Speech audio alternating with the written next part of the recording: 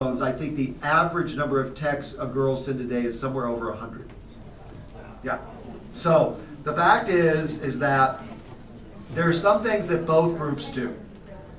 Now, the final thing we need to realize is certain people get singled out more than others to get bullied or harassed. The number one reason is people's physical appearance. People are too tall, too short, too fat, too thin, too whatever. The number two reason is because people are, or people think they are, or think they act like they are, gay, lesbian, or bisexual. The number three reason is how masculine or feminine they are. Like there's a girl who's too boyish or a boy who's too girly. The fourth is their ability at school. Now there's some important differences in this. All kids with disabilities get bullied more than any kid without a disability. But there are major differences within people who have disabilities. If you have a physical disability, like say you're blind or you're in a wheelchair, you're about 1.5 times more likely to get bullied than somebody who does not have that disability.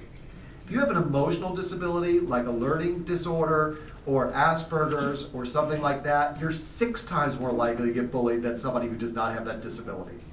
So invisible disabilities lead to much more bullying than visible disabilities. Next is people's race or ethnicity. Next is how much money their family has, and the lowest percentage is based around religion. I'm curious, for the students in the room, is this pretty much what you see at your school? No? What's the difference at your school? What categories are more important? Race, ethnicity, and probably masculine. Okay. Anybody else have different things that are more important at their school? Now, the important thing about this is every school is unique. I'm giving you national data, but it doesn't mean it's automatically like your school. Yep. Our school, one that's not even actually on the list is our access to technology with Facebook and MySpace. If you don't have one, you're a lot more singled out than people who do have one. Wow. You know why we don't have numbers on that? We have never measured that before. That shows you how fast things are changing. Facebook didn't even exist 5 years ago, and now it's a leading cause of bullying in your school. Yep. If their family doesn't have a lot of money, it'd be a lot more like that, I guess. So it's really important that when you look at your school, maybe you do a survey of your own school to see what the reasons are in your school. Because like I said, these are predictive factors, but doesn't mean every school is exactly the same, right? So you've been like, wow, this has been really cheerful, Mr. Jennings. Thanks for coming from Washington to cheer us all up. I got a piece of bad news for you here. I'm not coming with a solution for you. A lot of people want what I call bullying in a box. They think like if I give them this kit, everything is going to be fixed, right? If we just did this little thing, everything would be fixed. Now, when I was in graduate school, I had a very well-known professor.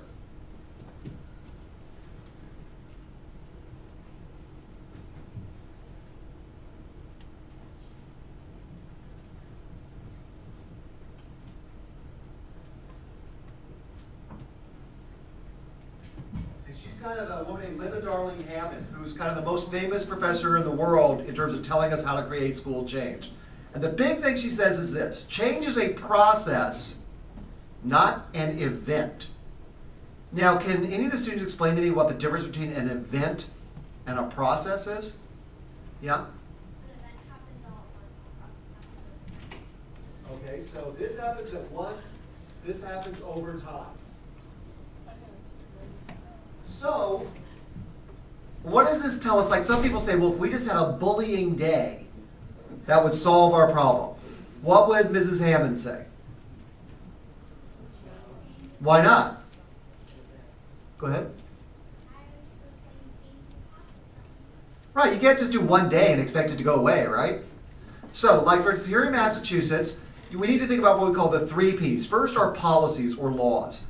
A lot of people are really excited because the state passed a new law on bullying just recently. The problem with that is a lot of people think just because we pass a law, we'll be done. So you can't just expect one thing to fix it. You also need to think about your programs. I'm curious for the students in the room. How many of you have seen one of the other kids in your school get bullied or harassed, and there's been a teacher around, the teacher didn't do anything?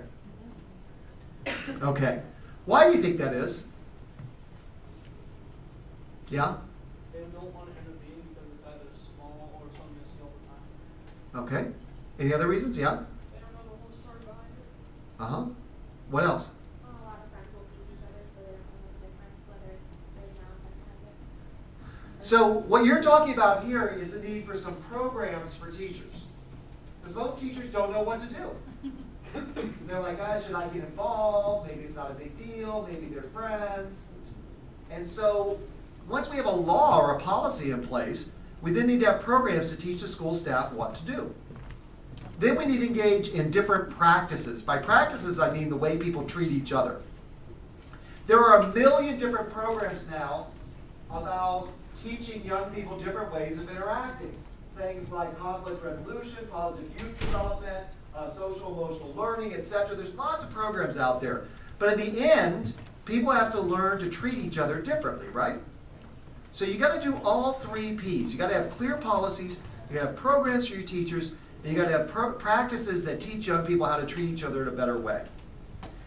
And it will be a process. It is not as wonderful as a 2-day institute is. We can't check it off now and say, oh, we're done. We did the bullying thing. Let's move on to obesity. You know, that's just not how it's going to work. Anybody here take Spanish who's not a native Spanish speaker? It could be adults too. Okay? You don't have Spanish? Anybody here take Spanish at any point in their career? Keep your hands up.